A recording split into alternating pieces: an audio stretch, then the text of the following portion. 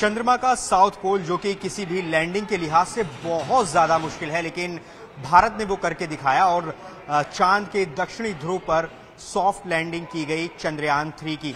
लेकिन ये दक्षिणी ध्रुव क्या है, इसका क्या रहस्य है और वहां पर कोई भी मिशन क्यों कामयाब नहीं हो रहा था, कितना मुश्किल है, इन्हीं सब बातों पर बातचीत करने के लिए हमारे साथ मौजूद हैं नेहरू तारामंडल की एक्सपर्ट प्रेरणा चंद्रा जी। मैम, सबसे जरूरी सवाल, हम सब ने देखा कल वो ऐतिहासिक लम्हा, विक्रम लैंडर ने सॉफ्ट लैंडिंग की, अब रोवर भी निकल गया, लेकिन ये साउथ पोल क्यों इंपॉर्टेंट है और अभी तक कोई भी मिशन वहां क्यों कामयाब नहीं हो रहा था? वहां जो भी मिशन जाता था वो क्रैश कर जाता था। क्या आप कहना चाहेंगे साउथ पोल? जी बिल्कुल, साउथ पोल है ये, जैसे कि ज्यादा यहाँ पर मिशन, ज्यादा यहाँ एक्सपेरिमेंट नहीं हुए हैं, एक अनडिस्कवर साइट है, ज्यादा इसके बारे में हमें नहीं मालूम है। ये भी एक रीजन है कि साउथ पोल को एक्सप्लोर करना चाहते हैं, क्योंकि जितने अभी तक मिशन है, पहले तो चंद्रमा पे उतरने वाले केवल 3 देश हैं, अमेरिका, रशिया और चाइना, जो कि इक्वेटोरियल रीजन पे उतरे हैं। साउथ पोल पे अभी तक कोई देश ने कोई स्टडी एनालिसिस नहीं करे हैं, तो भारत इस पे पहले नंबर पे आ गया है कि वो साउथ पोल पे उतरने वाला, सॉफ्ट लैंडिंग वाला वो देश बना है। अब साउथ पोल ही क्यों? क्योंकि साउथ पोल में जो है वो सूर्य का प्रकाश जो है बहुत ही कम है, बहुत ही कम वहां तक पहुंचता है, तो वहां पर जो गड्ढे हैं, जो क्रेटर्स हैं चंद्रमा के, उनमें पानी होने की संभावना हमारे ऑर्बिटर ने जो हमें इसके ट्रेसेस बताए थे, जिसकी वजह से चंद्रयान 3 में उस पानी को भी एनालिसिस करने के पेलोड्स दिए गए हैं कि वो पानी कितना योग्य है, मतलब वो बर्फ के फॉर्म में जो पानी है, क्या हम उसको इस्तेमाल में ला सकते हैं, वो हैबिटेबल लाइफ के लिए कितना सस्टेनेबल है। साथ ही साथ ये रीजन जो कि ज्यादा इस पे अध्ययन नहीं हुआ है, वहाँ पर बहुत से ऐसे मिनरल्स हैं जो हमें आगे आने वाले समय में बहुत ही एनर्जी के लिए इस्तेमाल में लाए जा सकते हैं। ऐसी गैस उपलब्ध है उस वातावरण के अंदर, जैसे हीलियम जैसी गैस है जो फ्यूचर है, जिसमें हम एनर्जी के लिए हम प्रयोग में ला सकते हैं। तो इस तरीके के जो खनिज की उपलब्धि है वो इस साउथ पोल को बहुत ही यूनिक बनाती है।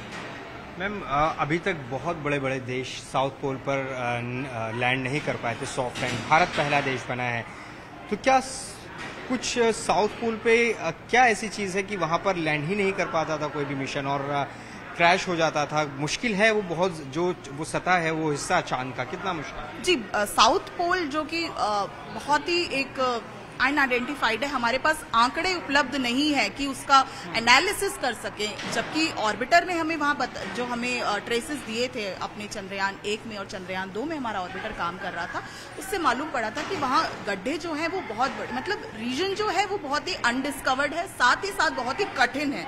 तो एक बहुत बड़ी चुनौती थी ये चंद्रयान 3 के लिए उस सतह पर उतरना।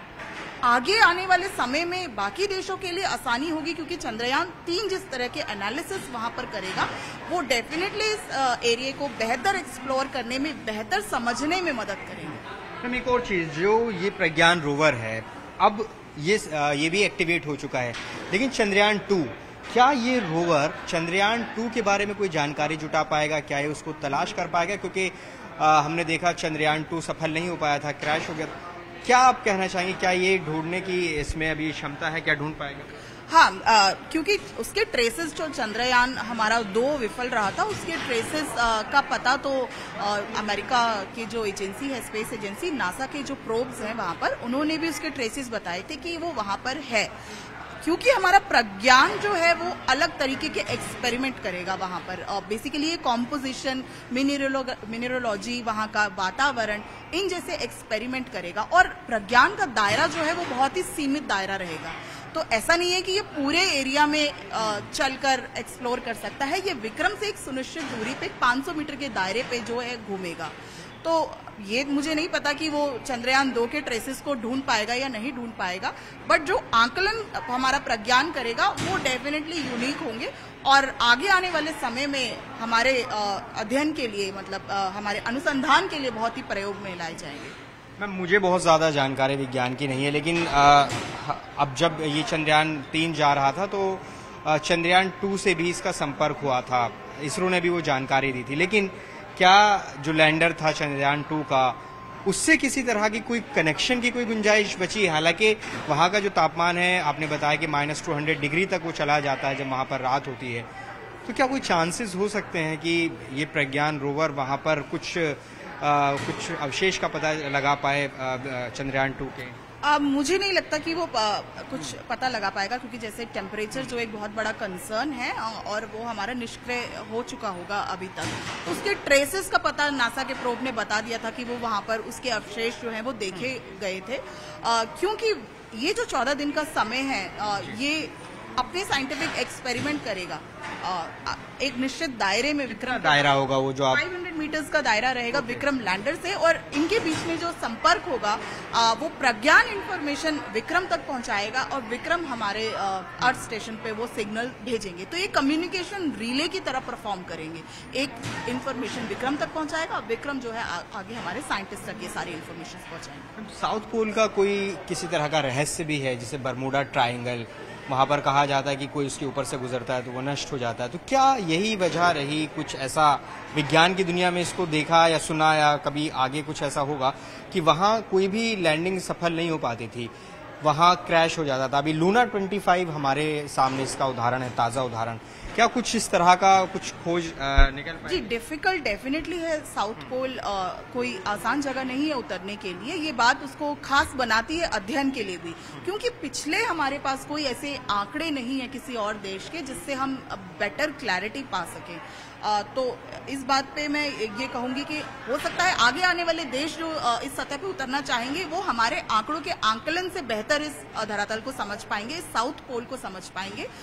बट फिलहाल अभी तो हमारा जो ध्यान, हमारे जो एक्सपेरिमेंट्स हैं वो ही बाकी लोगों के लिए हेल्पफुल रहेंगे और एक कंपैरेटिव एनालिसिस कर पाएंगे। एक अनआइडेंटिफाइड अनडिस्कवर्ड साइट है, साथ ही साथ बहुत से ऐसे खनिज और गैस और वायुमंडल का संज्ञान कराएगी हमें हमारा रोवर जो इन 14 दिनों के अंदर जो वहां पर एक्सपेरिमेंट करेगा वो इन चीजों की हमें इंफॉर्मेशन देगी। तो ये सभी के लिए अभी एक रहस्य बना हुआ है और ये आगे आने वाले 14 दिन हमें एक दिन जो है हमें रहस्यों से आगे जब इसरो इस पे एक ऑफिशियल रिपोर्ट देगा तब हमें भी उसके रहस्यों का मालूम पता चलेगा। अभी तो वो सॉफ्ट लैंडिंग करने वाला भारत पहला देश है, यानी कि जो अब रहस्य बना हुआ है किसी भी चीज का, क्योंकि चांद को लेकर अलग अलग कहानियां हमने सुनी है, तो अब वो उसके बारे में सटीक जानकारी ये रोवर हमें पहुंचाएगा, यही हम कह सकते हैं? जी बिल्कुल। चांद के इस सतह की, साउथ पोल के रहस्य अब चंद्रयान 3 के द्वारा हमें पता चलेंगे कि किस तरीके का वायुमंडल, खनिज, गैस,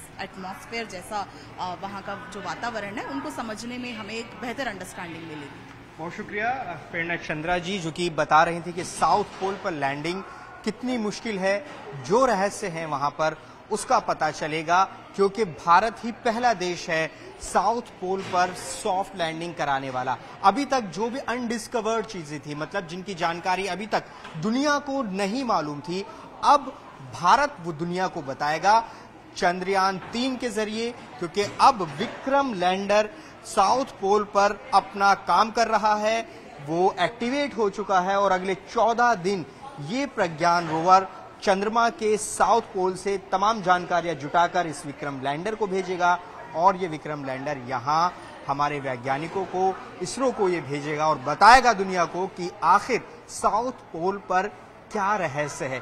क्या जो चंद्रयान 2 है उसको लेकर बताया गया एक्सपर्ट्स की तरफ से कि उसके अवशेष का पता तो नासा की एजेंसी ने पहले भी लगाया था कि उसके अवशेष वहां चंद्रयान 2 के अवशेष देखे गए हैं, लेकिन एक्सपर्ट्स कह रहे हैं कि ये जो रोवर है इसका एक दायरा सीमित है, मतलब विक्रम लैंडर से 500 मीटर की हद में ये रोवर काम करेगा और उसके आसपास से तमाम जानकारी साउथ पोल की जुटाएगा और तमाम वो जानकारियां दुनिया के सामने आ सकेंगी जो अभी तक रहस्य बनी हुई थी साउथ पोल की।